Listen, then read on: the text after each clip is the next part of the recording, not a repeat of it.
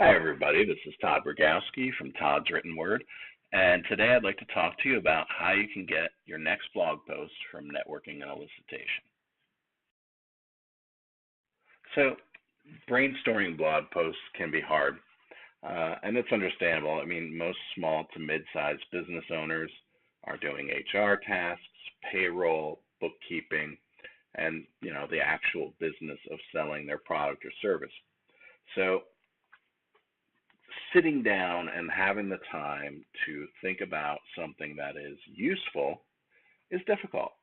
All right, we write based on what we know, and if we're busy with all of our own business tasks, writing can kind of feel like we're talking into a vacuum.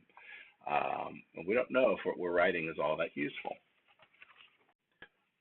So, at the same time that we find this challenge of writing blog content, most small to mid-sized business owners are engaging in face-to-face networking, and that makes sense.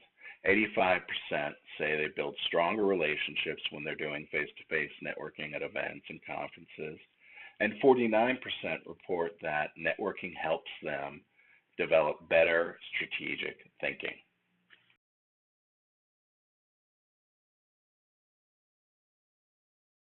So, because so many of us are engaged in face-to-face networking, we should take a look at the layers of value that we get from it, starting with building relationships with other professionals.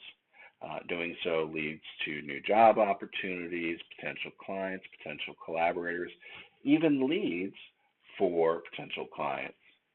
And networking events are great sources of informal education. Helps you see what potential clients need you to know, helps you to develop practical skills, especially in the case of professional seminars or continuing education events.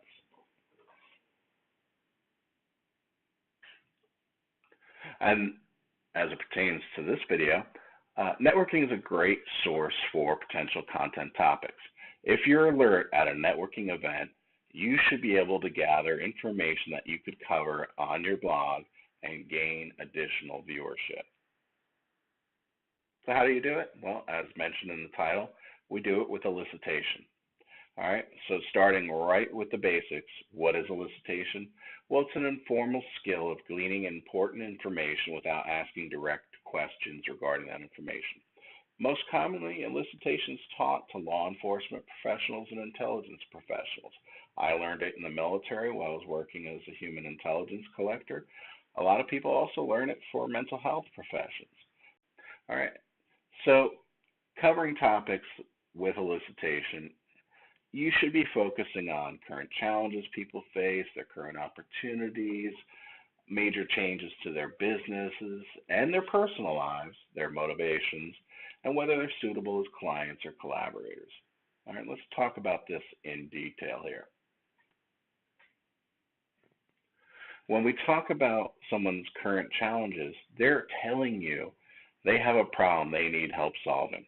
If you solve that on your website, you're solving it not just for the person you spoke with, but also for the thousands of others that are experiencing that exact same problem. All right, so just in terms of SEO, search engine optimization, this is a big deal.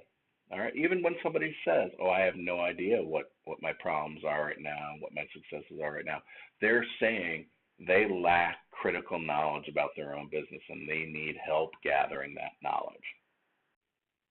All right, so when it comes to current opportunities, that's when someone's talking about landing new jobs, new contracts, and what they're really doing is they're identifying new subsets of opportunity that you can use to talk about products and services too. So if somebody's saying, all right, this particular community is really hot right now for my business, maybe consider gearing your posts to target that community, whether it be geographical or an industry.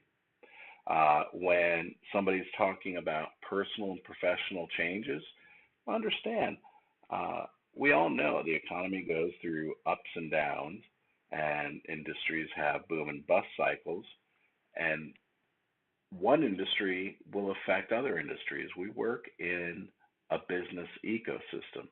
So If you're identifying these trends in others, you can address them in your content and capitalize on seeing changes that others might not see. So, what does that mean? Let's say you're an attorney and you're dealing with an economic down cycle for various professionals. You should be writing about things like collections practice, bankruptcy practice, securing partnerships, things that people need to know when their business isn't going strong. And in an upcycle, you might be talking about franchising and expansion and stock options and other benefits. And so that's basically it. If you're using this informal skill to glean information from people without directly asking them questions, you can turn the information you gather into topics for your blog or social media marketing platforms. All right, if you'd like to know more, please feel free to check out my website, www.toddswrittenword.com. And also, I have a link in the description below if you're interested in this slide deck. Thanks so much for your time. Have a good day.